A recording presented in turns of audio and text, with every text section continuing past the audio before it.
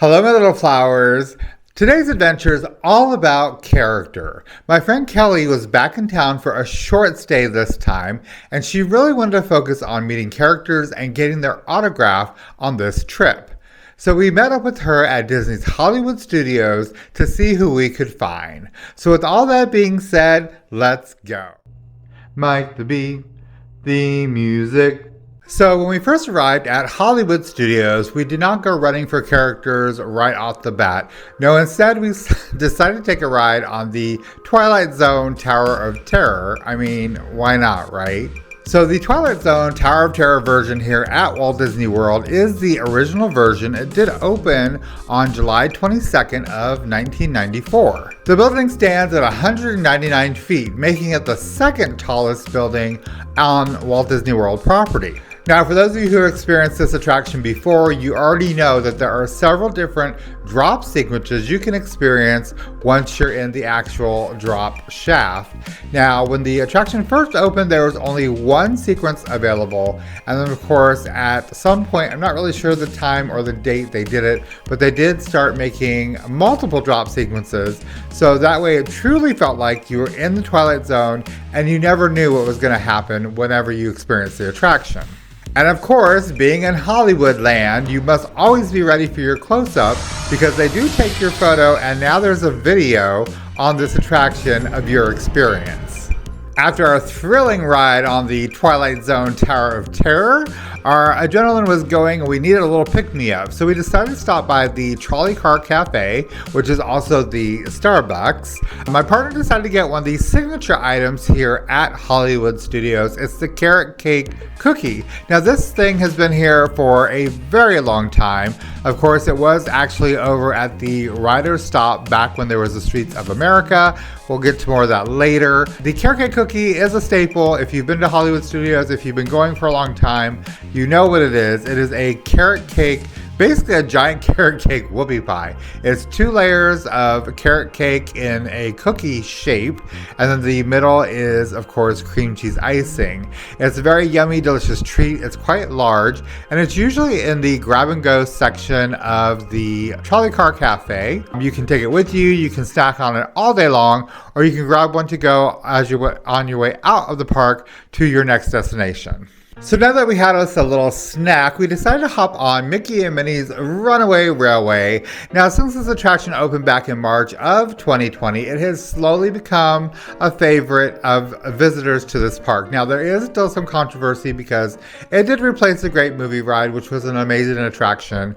But like Walt Disney always says, we're always developing, we're always coming up with new ideas, moving forward, new technologies, etc., etc. So I welcome the change. I really do enjoy the attraction. It's a great family attraction. Everybody can ride it. Literally everybody can ride it. It's great fun. So if you get a chance while you're at Disney's Hollywood Studios, make sure you take one of the Runaway Railways. All right, it was finally time to meet our first characters of the day, so we headed over to the Star Wars Launch Bay, which is located in the Animation Courtyard section of Hollywood Studios. Now, in the Star Wars Launch Bay, you can meet 3 different characters. You can meet Chewbacca, Darth Vader, and BB-8. We decided to do both Chewbacca and Darth Vader on this day. The lines were not very long when we went. Of course, before you even enter the launch bay, they do have the wait times posted. They're also on the My Disney Experience app. So if you're not over near the launch bay, you can always open the app and check the wait times to see if they fit into your schedule for the day. Now, here at the launch bay, none of the characters sign autographs. They don't have cards or anything, so you will not get an autograph from any of these characters. Also, they utilize the automatic camera system. So it's kind of like a box in the wall, and there's a camera in there. And it's timed to go off like every, couple seconds or so. Basically, you'll hear it like, it almost sounds like it's charging. And then it goes off, there's a flash, that was a picture. So you will usually get a few pictures of you like walking up and you're greeting the character and that sort of thing. And then there is a cast member inside with you who is trying to, get you together, get things to move along a little bit more quickly and more organized. And so they'll kind of tell you to get together or strike a pose or whatever they say. You do that. They'll, of course, point towards the box, which is where the camera is, so you know where to look. And then they'll usually snap a couple pictures and they'll say, okay, thank you so much. And you move along. You'll scan your magic band at a kiosk at the end to collect your pictures. And so that's what happened with both of these characters. It was actually a really great meet and greet experience. This time around, we've met Chewbacca quite a few times. He's always fun. And of course, Darth Vader, he's always kind of seems to have a little attitude, but you know, it's still a good time. So exiting Launch Bay and continuing on our character quest, we made our way over to the Pixar Plaza. Now this is home of the Edna Mode meet and greet. It is very, very cute and fancy. Of course, it's her designer studio. The kind of short queue that's on the inside of the building has all the incredible outfits that she had designed on display for you to look at, take pictures. It's kind of fun to see that. I mean, it's just really cool to see that up close and in person. Of course, there's a bunch of little Jacks just hanging out all over the place. And then you finally get to meet Edna Mode herself. She's got all her accolades up on the wall, magazine covers, trophies and whatnot. And then you go in and you talk a little fashion, you take a little picture. Edna Mode does sign autographs, so you will get a physical autograph from her, as well as a actual photopass photographer taking your picture. I actually prefer the actual person photographer over the automatic camera, just because I believe that they are able to get like that perfect picture. Like they're taking pictures in the moment. They can move with you and your party. So you kind of get a lot more of the unique pictures that way. And I really think that's what sets kind of like that experience apart from having a set automatic camera just kind of sitting and taking pictures. So stepping back out into the plaza, we did see Mr. and Mrs. Incredible were out greeting guests as well. So we hopped in line and went to go get their autographs and pictures. Now again, they do physical autographs, and then there is a physical photopass photographer on hand to capture those really cool moments. This meet and greet was actually really cool. I haven't actually, I think, met Mr. or Mrs. Incredible in like a very long time. So with that, both of them together, the whole kind of experience was really, really cool, really, really fun. Now in Pixar Plaza, there's a few others. I know they said Sully comes out for meet and greets there, and then Frozen comes out, and they were supposed to be adding Joy at some point from Inside Out. Now I know Joy is over at Epcot meeting next to Figment right now, so I don't know if that one will end because she's moving over to Hollywood Studios, or if you can meet her in both places. I mean, that's yet to be seen, but just for your own personal information, there are more characters coming to the Pixar Plaza. Now, one other thing that was there, it was not a said character, but there's this lovely, lovely mural up on the one wall, and it's of the Luxor lamp. We were very fortunate. There was a photopass photographer there at the time that we were visiting the plaza. So we got some pictures done where everybody was in the picture. I really love this photo opportunity because it really looks like you're shrunk down to about the size of a toy, and that you're taking a picture under the Luxor lamp as it's shining down on you. I don't know, it's just a fun photo op. So we had to exit out of Pixar Plaza because we had lunch reservations for Roundup Rodeo Barbecue in Toy Story Land. Now on our way to our reservation, we had some time to kill, and we happened to see Buzz Lightyear was out meeting guests. So of course we got in line because we had to get his autograph and picture as well. So Buzz Lightyear, he did have a physical photopass photographer, which was very, very lovely. Now, the fun thing about Buzz Lightyear is he does do autographs, and they are a physical autograph, but in Buzz Lightyear style, it's a little bit different because you remember obviously he's a toy, but he is a space ranger. So he kind of does things on his own. So he has a very special way of how he does his autograph if you're doing autographs while you're in the park. So we had an amazing beginning to our day. We got some attractions in. We've already got a bunch of characters under our belts. and we were hungry. So good thing we made reservations at the Roundup Rodeo Barbecue located in Toy Storyland. None of us had ever been there before. This was the first for all of us. So it was kind of a fun first time experience together. When you enter the Roundup Rodeo, they have the little horses, the little stick horses. I don't know if you ever had those or remember those when you were like a kid. They have them. And so if a member of your party wants to kind of like gallop to your table, you can do so. So of course, my partner Will, he volunteered. So he got to gallop his way to the table, leading us through the restaurant on this stick horse. So that was actually kind of fun. I mean, it's like, okay, I know a lot of people are like, whatever, but it was actually really cute and really fun. So we made our way to the table, and then that's where we sat down and kind of started perusing over the menu. Now, the Roundup Rodeo Barbecue is all you care to enjoy. So we were there for lunch, and lunch for adults is $45. For kids, it's $25 at this time. That, of course, does not include taxes and gratuities, but like I said, it's all you care to enjoy. Everything comes to the table and is served family style. So they basically take your drink order. They do give you the menu so you can see what is available. So you pick your drink menu and then you pick dessert for the end. Now, we didn't quite know what we wanted because it was our first time being there. So we did not pick our dessert right away. And so, of course, our server said, well, we'll get to that later. And we sure did.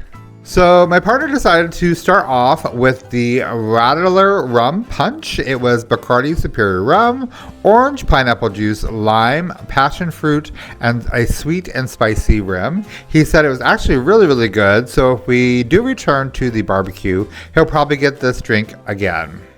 So they do start you out with a bread service, and so they brought to the table an order of the Prospector's homemade cheddar biscuits. It came with a sweet pepper jelly. Now these biscuits were actually quite delicious. The jelly I thought was very, very good. It was sweet, and then it had a little bit of spice to it, which is something I enjoy. It wasn't overpowering. It was actually really balanced very, very well, so I really enjoyed that. So next, they kind of start you out with kind of some salads as an appetizer. And again, it comes to the table family style. So it's one serving of each. And so one is the Rootin' Tootin' tomato salad, which also comes with cucumbers, pickled red onions, and a white balsamic vinaigrette. And then they also bring a serving of Wheezy's watermelon salad that has fresh torn mint. Both of these were actually really nice as an appetizer because they weren't super heavy. They were like very light on the palate. And I mean, it was a really good start to the overall meal itself. So next we started on the main course, and they brought first the platter of house smoked items. They included Evil Doctor smoked ribs, Buttercup's beef brisket, There's a sausage in my boot, fired grilled pork sausage, a barbecue chicken with style, and a buckin baked bean. And then of course we had to reach for the sides, which were the potato barrels, the claw veggie slaw, Slinky Dog's mac and cheese, and cowpoke corn on the cob. So everything we had was actually really, really good. Now they did have the barbecue sauce on the table. So if you wanted to add sauce to the various items, you could. Of course, if you're not a sauce person, it comes without the sauce on it. So, you don't have to worry about it that way. And of course, if you like to mix and match, you can do that too.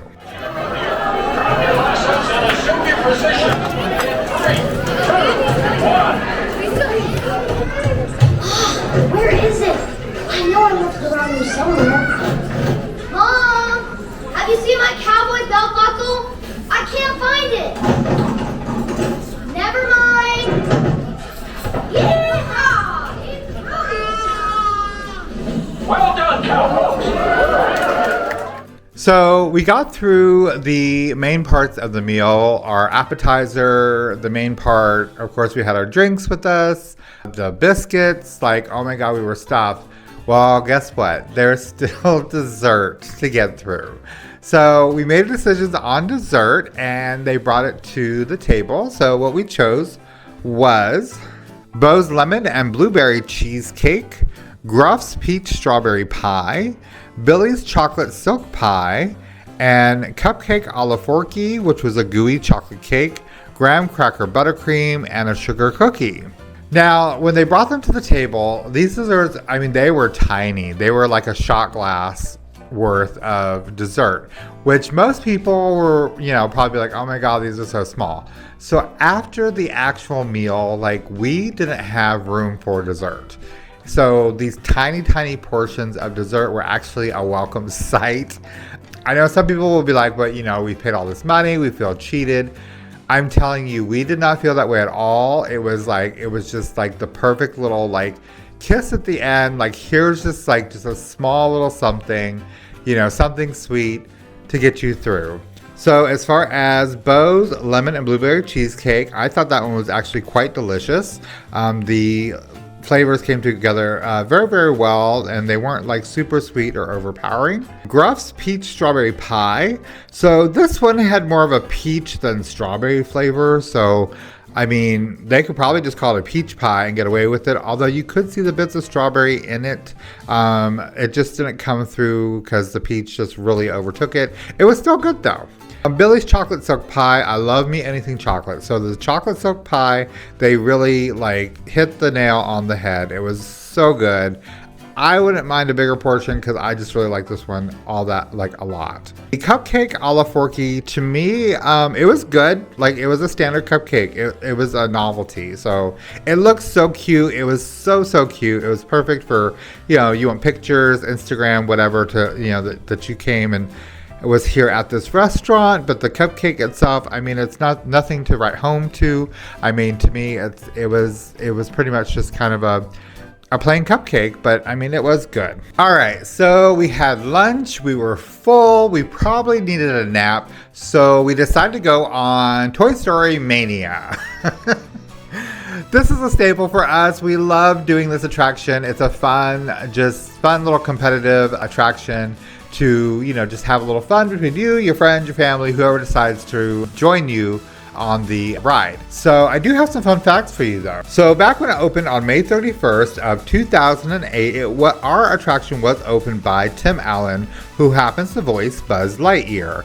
They did this on purpose because it was also a historical day, because that's when the Buzz Lightyear action figure was launched on board Space Shuttle Flight STS-124. Midway Mania here at Hollywood Studios is very special, especially to those who were there for opening day. It's not just because they opened the new attraction, but it's also because it was part of a very historical day that kind of connected everything together. So after we had our fun on Toy Story Mania and we were making our way out of the attraction, we did pass by the Green Army Men marching down the streets, so we had to follow them and just stop for a little listen.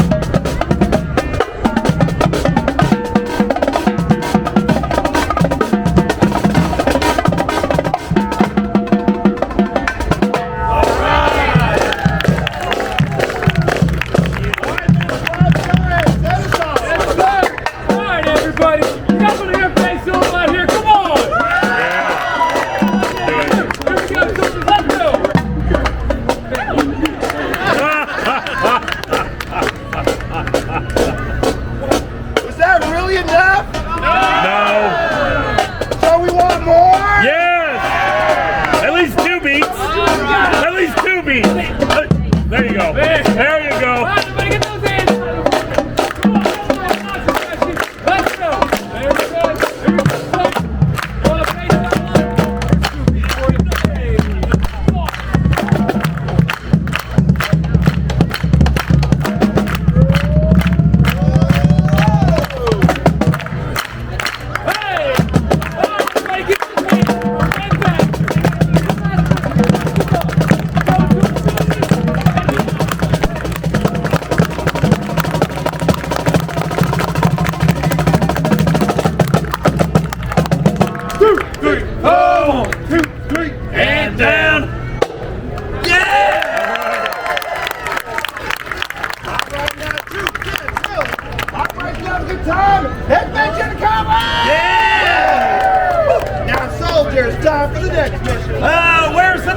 mission? Soldier, you don't know? We're gonna go get a churro. Yeah!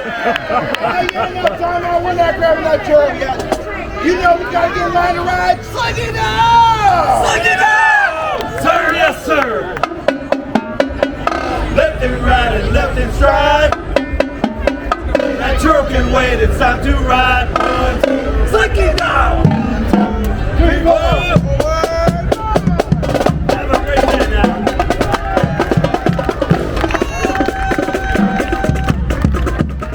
So we had a return time for Rise of the Resistance over on Batuu in Star Wars Galaxy's Edge. So we made our way over there and it was not operating. Which happens, it does. So we decided just to continue with our day and hope that the attraction was going to be, fixed so we can at least enjoy it before we leave. We decided to leave Galaxy's Edge via the Grand Avenue entrance, and that's when we ran into Max and Goofy. Of course, we hopped in line because we were there for autographs and pictures of characters. Max and Goofy, to me, they're always a fun interaction. I've met with them a couple times, and it's just always been a joy. So Max and Goofy do sign physical autographs. So you will get a physical autograph from each of them. And then, of course, there is a physical photopass photographer on hand, which was very, very nice. And, of course, makes for some really fun photos. So after our awesome meeting with Max and Goofy, we decided to carry on with our character scavenger hunt. So we went over to meet Olaf. Now, Olaf does have an indoor meet and greet area. It's kind of over, it's on the end of where like the Frozen sing-along is, but kind of to the side. It's closer to if you're going towards Star Tours. You will see the sign for Olaf's meet and greet. Now, Olaf unfortunately does not sign autographs. I believe they gave us a card with his autograph on it though. So if you really, really want one, they do have something, at least for him. He also utilizes the kind of stationary camera. There's not an actual photopass person taking your picture. There is a cast member in there to kind of help you, guide you along with your meet and greet experience.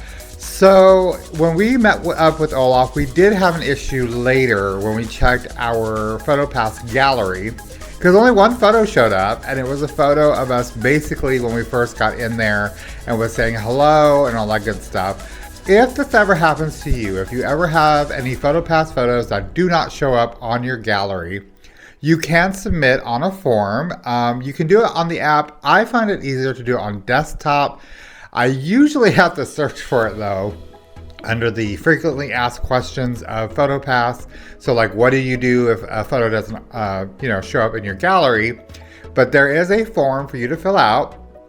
It's a very basic form, but the more information you can give, the more likely they'll be able to find your photos in a timely manner. So of course it's your name, the location, the time, usually if it was a character or if it was on a ride photo, all that stuff. And then also if you have a photo that you can upload that includes you and any other members of the party with it, that will be in the photo, which will help them find and identify the ones that are missing. So I sent it to them. I filled out the form, I sent it to them, and they were able to find the photos within like 2 days. It was really, really fast. I have used this form in the past where it's taken up to a week, a couple weeks. I've always been able to get my photos, so I've been very fortunate in that regard. Not saying they'll always find your photos because there are glitches in the system. It does happen that they just get lost. So just know that option is there if you ever have that issue.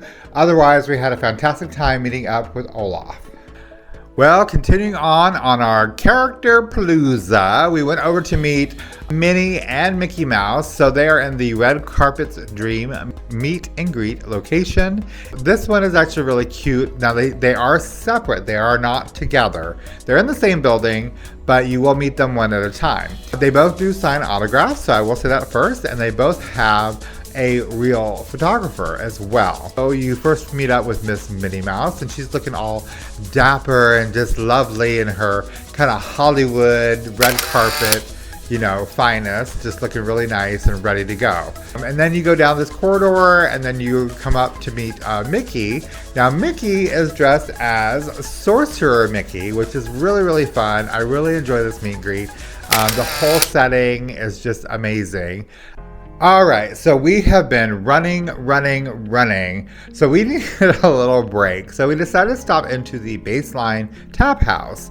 Now, this was created when, Hollywood Studios was kind of getting the whole makeover and facelift and that sort of thing. So the small section of what's left of the Streets of America is where it's located on the very corner. Of course, it's near the Muppet Courtyard. They specialize in California beer and wine with small bites. We decided to get the wild strawberry lemonade while we were in there. It was very good and very refreshing. Now, for those of you who don't know, this used to be the Writer's Stop back when it was Streets of America, the Backlot Tour, all that fun stuff. They used to have like a case with some pastries in it. They of course did some drinks like sodas, and I think they did coffee and that sort of thing. In true Disney style, there is a little nod to the Writer's Stop. So up in the corner in the bookshelves, if you're looking, you can see letters, and if you read them left to right, they spell out Writer's Stop. So that's kind of a cool little Easter egg for those of you who don't know it was there. So once we took a moment and we got recharged, we decided to go take a ride on Slinky Dog Dash. So we made our way back over to Toy Storyland and got on this wonderful family coaster. The Storyline is just great. Andy got this new kind of roller coaster toy that he was setting up in his backyard, and he thought, you know what, I'm going to put Slinky Dog on the coaster part and make it the Slinky Dog Dash. It's amazing. It's a little bit more intense than what some people may think it's going to be, but I think it's a true family coaster. It's not too crazy. It doesn't go upside down. And then just the theming is just a whole lot of fun. Well, so it was starting to get late and we had dinner reservations over at the Wilderness Lodge. So we kind of had to really start making our way out and get over there to make it in time for our reservation. Well, Rise of the Resistance was back up and running, so we decided to hop on that before we headed out for the day. Rise of the Resistance is just an amazing attraction. I don't even know what else to say about it. It's just amazing. Just the whole theming and the story, and just you're immersed in the Star Wars universe. It's just amazing. We ride it every chance we get. It's just that good. And I'm very excited to see what else Disney comes out with in the future, because they're really setting the bar high for themselves. So let's just hope it just keeps going up, and because it's just amazing. So if you get a chance, join the Resistance on Rise of the Resistance at Disney's Hollywood Studios over on the Galaxy's Edge. So like I said, we had a dinner reservation over at the Wilderness Lodge. Now, if you have not been to Wilderness Lodge, it is on the deluxe level as far as the different resorts at Walt Disney World Resort. It is located near Contemporary and Grand Floridian, but it is not on the monorail line. So a lot of people feel like it's kind of off the beaten track, which it's literally next door to the other resorts. This resort to me it's a very pretty resort. It's like a huge log cabin, but upscale. It just looks very nice. It's fashioned after the American Midwest. So there's a nod to the Grand Canyon and the huge fireplace that's in the lobby. There's all kinds of just different little kind of artifacts and whatnot throughout the lobby to look at. So if you're there for dinner reservation, if you happen to be staying there, take a moment, look around at things. It's just really, really pretty. All right, so it's time for us to be seated for our Storybook dining experience. Now, the Storybook dining does cost $65 plus tax and gratuities for adults, and then $39 for kids. It's an amazing experience. When you walk in, it's a very, very nice restaurant to begin with.